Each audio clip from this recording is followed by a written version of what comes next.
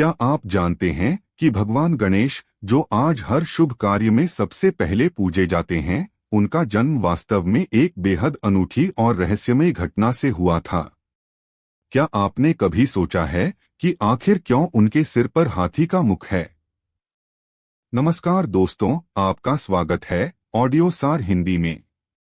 यहाँ हम आपके लिए लाते हैं किताबों, उपन्यासों और पौराणिक ग्रंथों की कहानियाँ और सारांश बिल्कुल ऑडियो बुक शैली में। आज हम सुनने जा रहे हैं वह अद्भुत प्रसंग जब माता पार्वती ने अपने उपटन से एक बालक को जन्म दिया और वही बालक बन गया विघ्नहर्ता, प्रथम पूज्य भगवान गणेश। बहुत समय पहले हिमालय की ऊंचाइयों पर कैलाश पर्वत पर भगवान शिव और माता पार्वती का निवास था। बर्फ से ढके शिखर, शांति से बहती मंद हवा और ऋषियों की तपस्या से पवित्र वह स्थान देवताओं और साधकों के लिए दिव्यता का केंद्र था। एक दिन माता पार्वती ने निश्चय किया कि वे स्नान करेंगी। वे चाहती थीं कि स्नान के समय कोई भी भीतर न आए। उस समय भगवान शिव कहीं बाहर गए हुए थे और माता पार्वती अकेली थीं। स्नान से पहले उन्होंने अपने शरीर पर चंदन और हल्दी का उपटन लगाया। जब यह उपटन उनके शरीर से उतर गया तो उन्होंने उसे अपने हाथों से इकट्ठा किया। माता पार्वती ने अपने कोमल हाथों से उस उपटन को आकार देना शुरू किया और एक सुंदर बालक की प्रतिमा बना डाली। प्रतिमा इतनी जीवंत थी कि लगता था मानो अभी बोल उठेगी। माता पार्वती का हृदय ममता से भर आया। उन्होंने अपनी शक्ति, अपनी मातृभावना उस प्रतिमा में प्रवाहित कर दी। प्रतिमा अचानक से प्राणवान हो गई और एक सुंदर बालक ने अपनी आंखें खोल दी। उसकी आंखों में मासूमियत और तेज दोनों ही झलक रहे थे। माता पार्वती ने हर्ष से उस बालक को अपने सीने से लगाया और कहा, तुम मेरे पुत्र हो। अब से तुम मेरे साथ रहोगे। बालक ने माता के चरणों में झुककर प्रणाम किया। माता पार्वती ने उसे गले लगाया और फिर मुस्कुराकर बोली, बेटा, मुझे स्नान करना है। जब तक मैं भीतर रहूंगी तुम इस द्वार की रक्षा करना। मेरी आज्ञा है कि कोई भी व्यक्ति इस द्वार से अंदर न जाए, चाहे वह कोई भी हो। बालक ने हाथ जोड़कर कहा, माता, आपकी आज्ञा मेरे लिए जीवन से भी बढ़कर है। मैं वचन देता हूं कि जब तक आप अनुमति न दें कोई भी इस द्वार से पार नहीं जा पाएगा। इतना कहकर माता पार्वती भीतर स्नान करने चली गईं और बालक दृढ़ संकल्प के साथ द्वार पर पहरा देने लगा।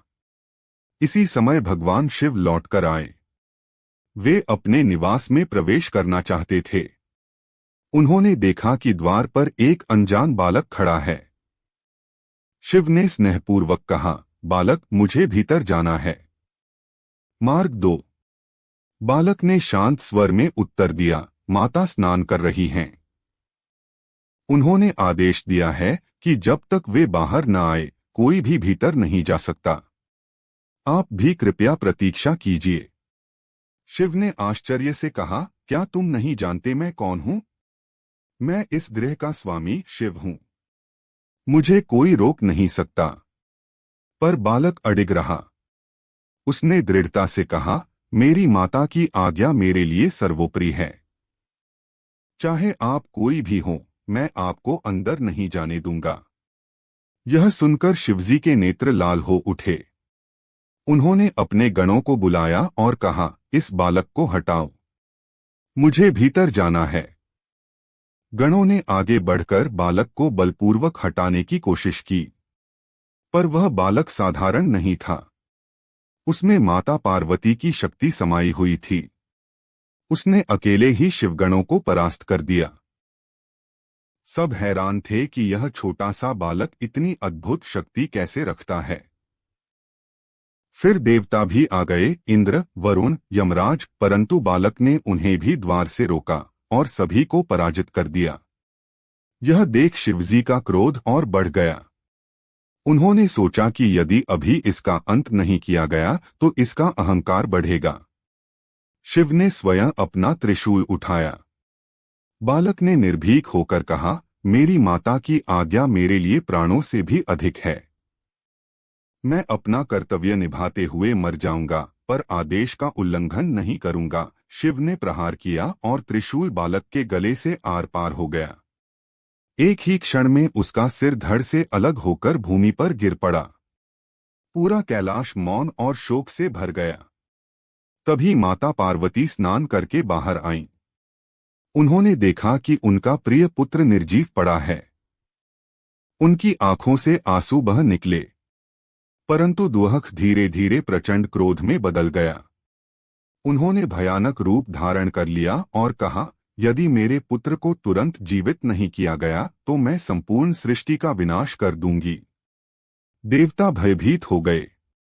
वे जानते थे कि माता पार्वती का क्रोध प्रलय ला सकता है। सभी शिव के पास आए और उनसे प्रार्थना की, प्रभो इस बालक को पुनः जीवित कीजिए।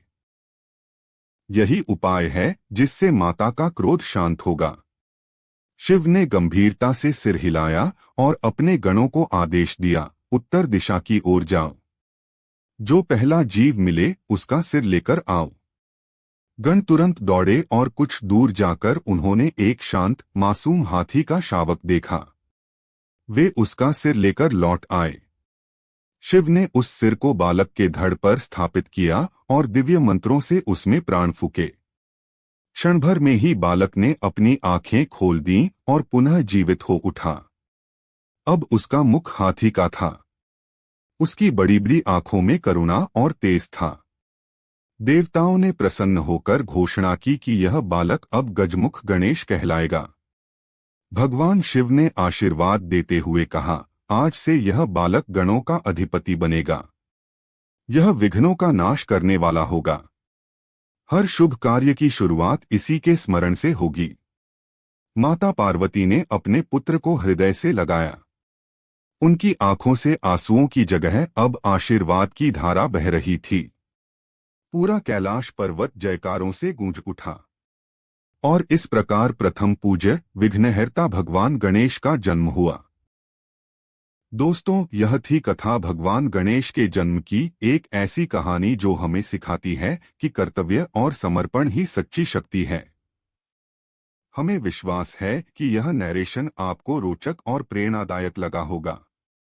अगर आपको यह वीडियो पसंद आया हो तो लाइक कीजिए, कमेंट में अपनी राय बताइए और चैनल को सब्सक्राइब जरूर कीजिए, क्योंकि ऑडियोसार हिंदी पर हम लाते रहेंगे ऐसी ही प्रेरणादायक कहानियाँ, किताबों के सारांश और पौराणिक प्रसंग। मिलते हैं अगली कहानी में, तब तक के लिए धन्यवाद।